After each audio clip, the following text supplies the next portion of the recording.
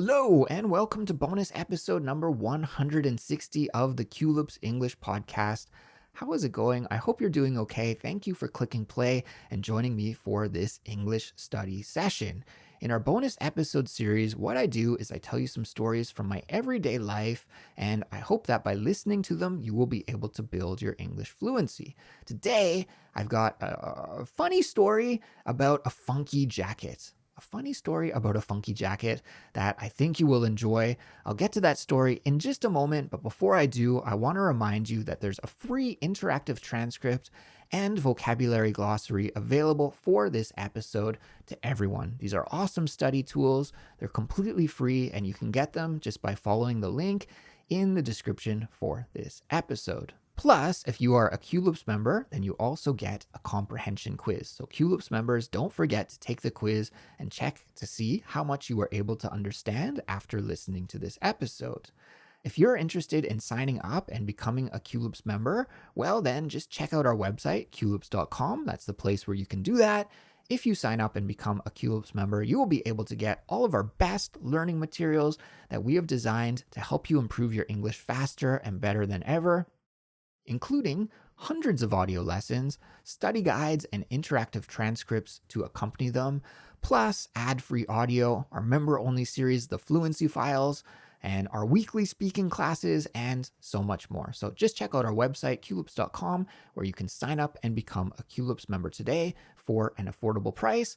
And of course, thank you to all the Culips members out there for your support. Guys, you keep the lights on here at Culips. You allow us to keep making awesome English lessons for learners all over the world. So thank you so much for your support. We really do appreciate it. And with that being said, let's jump into today's episode about my funky jacket. Kind of a funny story, this one, and I hope you guys will enjoy it. So let's get right to it. Here we go. All right, guys, so in this week's story, I'm going to tell you the tale of a funky jacket, and how I fixed my funky jacket problem. Okay, so first of all, I should mention that this word funky, this adjective funky, actually has two different meanings in English, and it's very important to distinguish the two meanings because they are both very common, but they have totally different meanings. And especially when I say a funky jacket, actually just that unique isolated phrase makes it impossible to tell what I'm talking about. It could be either one of the meanings of funky. So the first meaning of funky, probably the more common one, is used to describe something that's very colorful or bright or fantastic. So if I say a funky jacket, then what probably pops into my mind first is like a very bright, colorful, maybe I think of like the 1990s style with all of those bright colors, those like neon colors that were popular back in the 90s. I think of that, okay? A funky jacket, meaning bright, colorful, loud, vibrant, bright. All of those kind of images pop into my mind. But the second meaning, and also very common, I don't want to say that this is an uncommon meaning because we use it this way often as well. We talk about funky, meaning something that smells really bad. So a funky jacket could also mean a jacket that smells really bad.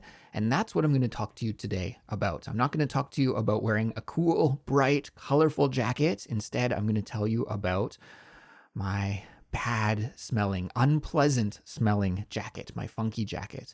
So let me start at the beginning by saying that this story happened over a year ago, and I actually recorded a bonus episode about it back in the day when this story first happened, but I had an audio issue when I recorded that story, and so I didn't want to release the episode at the end of the day because I wasn't happy with the way that it sounded.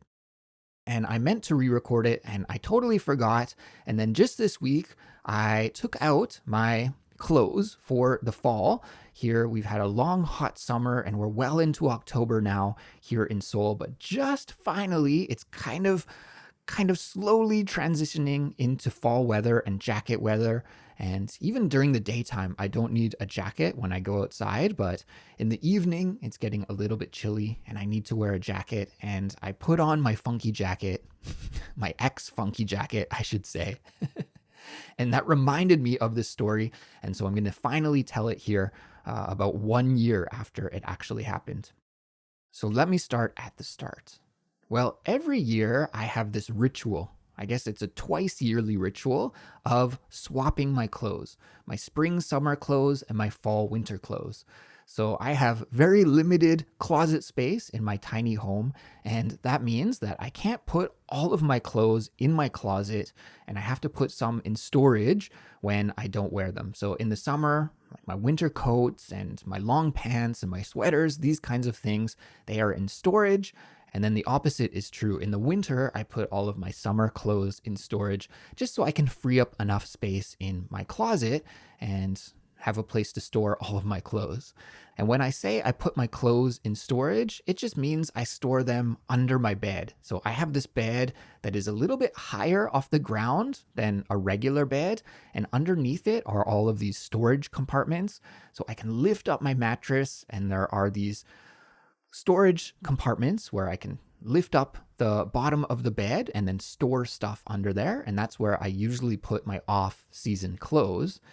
And I also put them in a vacuum sealable bag. So before storing my clothes, of course, I clean them, launder them, make sure they're all nice and clean and tidy, and I fold them up nicely and neatly, and then put them in the vacuum sealable bag.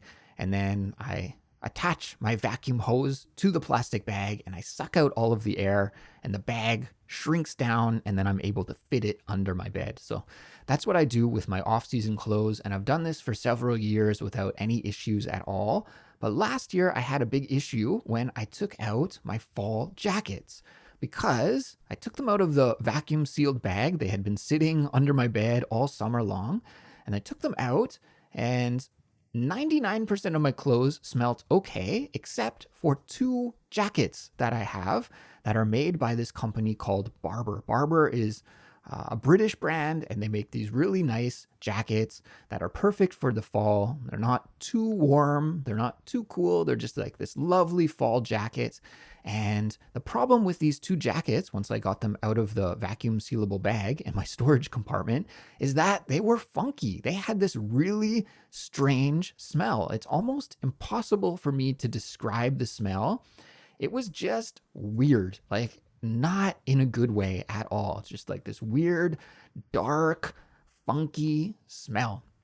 Not quite rotten, but almost like moldy, I guess would be the best way that I could describe it. Almost just like stale and bad. Okay. And at first, when I took them out, I thought, I gave them a good sniff. And I thought, maybe people won't notice. Like maybe it's just because the jacket is so close to my nose, right, when I'm wearing it, that no one will notice.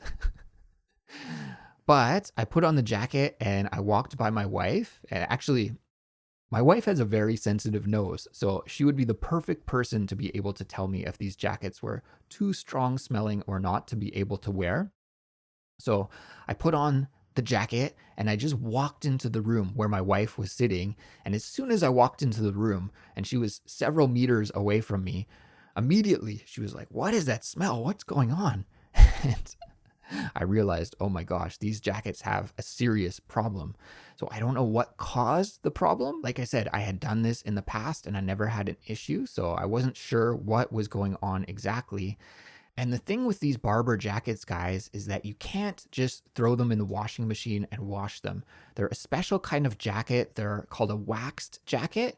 So the fabric has this wax coating on it, and that's to keep it waterproof. And if you were to just throw it in the washing machine, it would destroy that wax coating and destroy the jacket being waterproof. And yeah, I've heard that you should never just throw your jacket in the washing machine, and you also can't take it to the dry cleaners either. So those would be my first usual go-to steps, right? Is like wash it and try to get the smell out, or take it to the dry cleaners and try to get them to take the smell out for you. But those 2 steps were unavailable to me just because of the special nature of this coat. So I was pretty bummed out because I love these jackets. My wife bought me one while we were dating. She bought me a black Barbour jacket. And then a little bit later on, I picked up another one because I loved it so much. I just think that it looks really good on me. I'm not really a fashion guy or into clothes or anything like that, but when I wear these jackets, I feel more adult, I feel more confident, and my wife always says that I look handsome in it. Whenever I'm in the fall and I wear that jacket, she always says, "Oh, you look good in that jacket." So it makes me feel confident when I wear the jacket. And yeah, like I said, like a mature adult. And so I love the barber jacket. I wanted to fix it. I needed to get rid of the smell. I couldn't walk around with this terrible smell. If I were to maybe describe it better this way, is to try and think of the smell like a musty smell. Musty is a word that we use maybe to describe, think of like an old book from a used bookstore that's just been sitting on the shelf for like 50 years, super old book. And then you open that old antique used book and it's got that specific old book smell, right? We would say that is like musty. Or even think of some grandpas. Maybe think of like if you can remember the smell of your grandpa's sweater. You know, it's got that old kind of musty smell to it.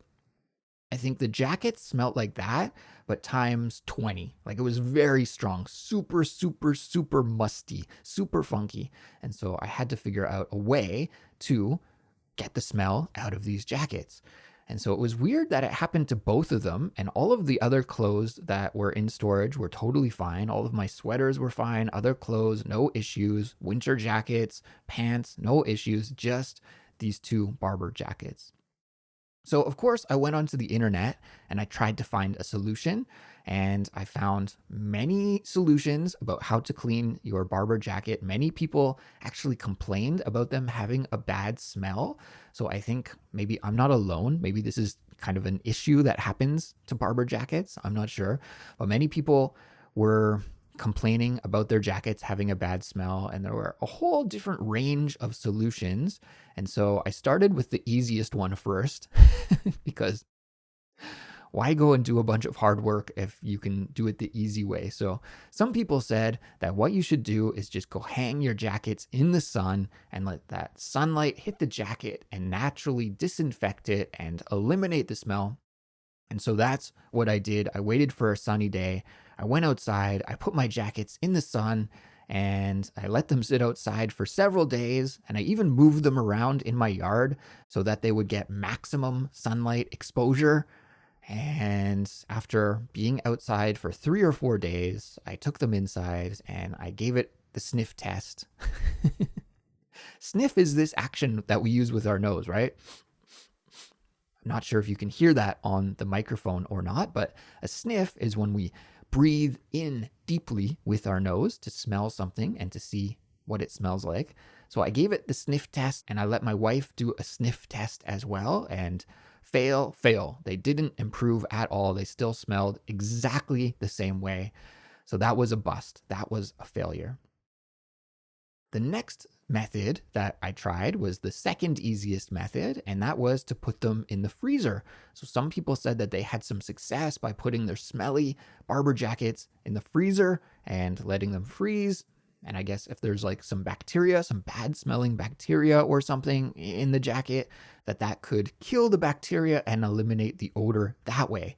So I put them in plastic bags and folded them up neatly and put the jackets in my freezer. And again, it was kind of set it and forget it. So I just put them into the freezer and then didn't think about them again. And then several days later, I remembered, oh yeah, my jackets. And I took them out, gave them the sniff test, and yeah, no success. They both stunk and they were very cold. Rock hard, ice hard, stinky jackets. So those were the two easiest steps to try and solve this problem, is just putting them outside and putting them in the freezer, but no luck.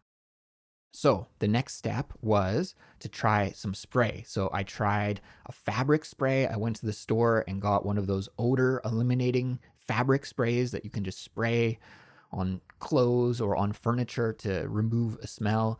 And those to an extent masked the bad smell and covered it up. When I say masked, it's almost like we're putting a mask on our face. We're putting a cover over the bad smell. So, you know, they smell kind of like a perfume or cologne, right? They have this nice odor to them, nice scent to them, but it didn't really eliminate the bad smell in the jacket. It just covered it up. It just masked it. So then it smelled kind of like fabric spray combined with the bad smell of the jackets, that musky smell. So that was almost worse even. And so, terrible. Had to find another solution. So then another thing that I read online was that you could spray it with vodka. And somebody said that they had really great success giving their jacket a vodka bath. And so I tried that as well. And again, no dice, no dice. And no dice means no luck. So I had no luck. I had no dice. And the jackets were just really bad. And it stressed me out because these jackets aren't really cheap. They're rather expensive, actually. It's like one of the most expensive items that I own, I would say, for clothing. It's up there, one of my more expensive big ticket items. And like I said, I look really good in them, I think. I feel good in them. And so I really wanted to save these jackets. I didn't want to just like throw them out or have to buy a new one or something like that. And so I thought I need to enlist the help of a pro, of a professional, and enlist the help. This is just a phrase that we mean to use, like get the help, or usually I think we use it when we're saying like we want to hire somebody. We'll give somebody some money to do something. We'll enlist their help. So I needed to enlist the help of a pro to help me clean these jackets and get them back to new. So I went onto the Korean internet and I searched around for some different cleaning solutions, and I actually found a guy online and was able to connect with him through Instagram, weirdly enough, who is like a barber cleaning specialist. He's got this small local business where that's all he does is like clean and restore barber jackets. And I think here in South Korea, especially, Barber is a pretty famous, popular brand. I see a lot of guys my age in their late 30s to 40s to 50s wearing this jacket, especially in the fall. So I think it is a popular brand here. And yeah, it's cool that he's able to have a business where he just cleans and restores barber jackets. So that was like the perfect fit. And I read all of the reviews and then I messaged him and I was like, "Where's your store? I'll come pop by your store." And then he messaged back. He's like, "I don't really have a storefront. I just do this business out of my home." So he gave me his address and he's like, "Just send me your jackets and I'll clean them and then mail them back to you." And he actually lived quite a ways away from me in a different city. And so I was like, yeah, okay, no problem. I didn't even question that this might be a sketchy thing to do at all. So I just sent him the money and sent him my jackets. And then after I did that, my wife was like, "Are you crazy that you just sent your jackets and money to a stranger, just like believing and trusting this stranger that he's going to fix your problem and send you back some fresh smelling jackets?" And so I thought, maybe that wasn't the greatest idea, but he had lots of reviews on his website and social media. And I thought it would be weird. Like, why would somebody want to steal dirty jackets? I mean, I guess if you had the skills, you could restore them and then sell them again. But in order to get the jackets, you would have to give me your legit address. And so it just seemed like a really weird crime to do if you were going to steal jackets this way and steal money this way. And so I was kind of assured that probably it would be okay, just going through the thoughts in my head like that. I assured myself, I reassured myself that it was going to be okay. So anyways, I sent off the jackets and I waited a few weeks and I actually totally forgot that I had sent them. And then again, my wife was like, "Hey, where are your jackets? Like, hasn't it been 2 or 3 weeks since you sent them out? Did the guy send you a message to say that he got your jackets okay and was working on them?" And I realized, no, he actually didn't send me any messages and we hadn't communicated after that point. So I was like, I got to find out. I got to see what's going on with my jacket. So I sent a message and then I got a reply saying, yeah, he got my jackets, but he was busy working on other jackets and that it was still going to be a week or two, but don't worry, he got them and he's going to work on them. And so I thought, yeah, these barber jackets, actually, they must have a pretty bad problem with the smell if he's so busy working on other people's jackets. But yeah, a couple of weeks went by and he sent them to me and I received them. So, absolutely no problems with the service. Everything was okay. And the best thing was the smell is now gone. They are no longer funky jackets at all. They smell back to normal. And he even packaged them really nice in these plastic bags with the Barber branding.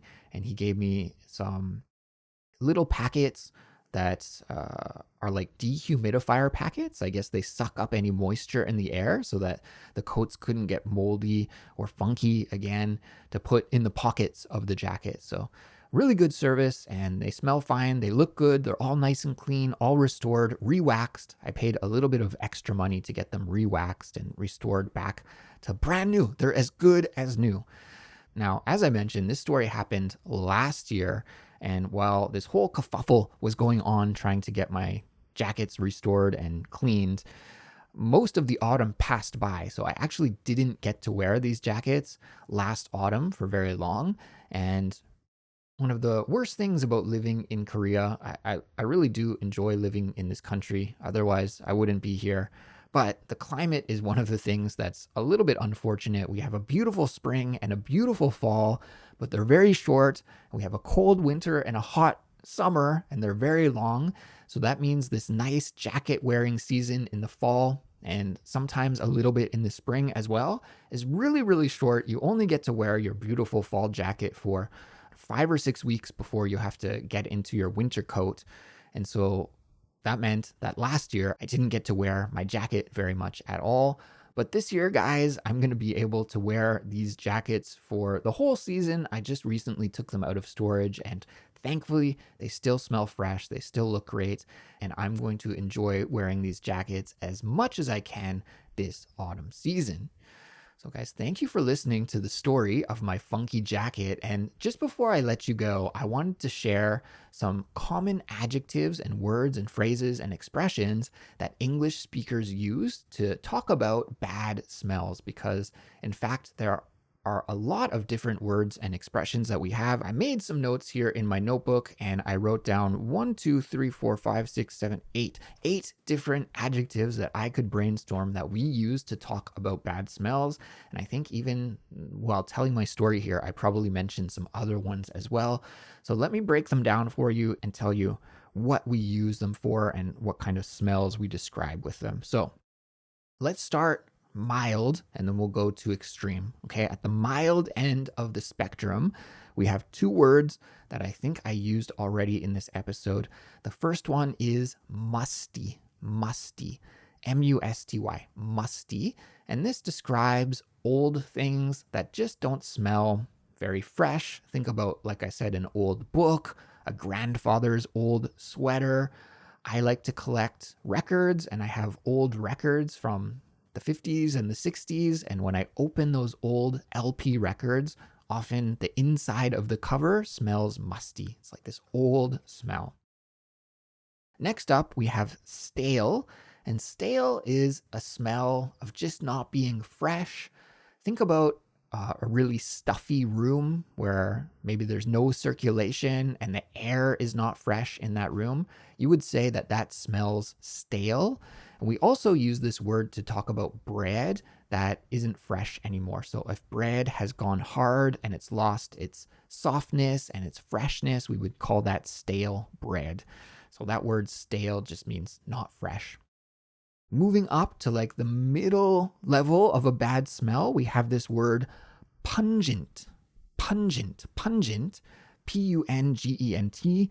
And pungent describes strong smells. Maybe you could say food is pungent, maybe garlic or onions or like a strong cheese. They could be pungent. Also body odors, like maybe somebody's BO. That is the bad sweaty smell that comes from armpits. We call it BO, body odor. So like pungent BO, or if somebody had really bad breath, like maybe after eating a bunch of garlic, you got a whiff of their bad breath, you'd be like, whew, that's pungent, some pungent bad breath, okay? Not a good smell. I don't like a pungent smell. Does anybody really? Probably not.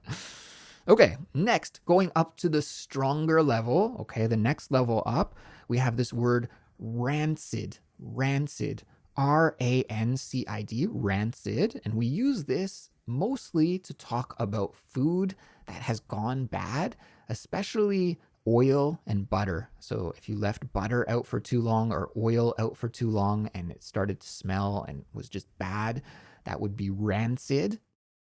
Also, we use this word in a comical way to describe people's farts or when they pass gas, right?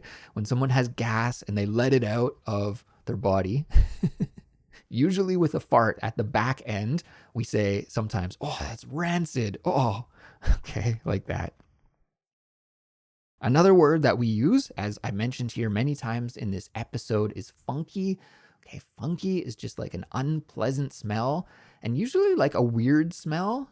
We say you can't put your finger on it. You can't really identify it. And that's why I use this word to describe my jacket, is because I had a hard time describing the kind of bad smell it was. It's kind of like a combination of moldy and musky and stale, and it's hard to describe. So we say funky.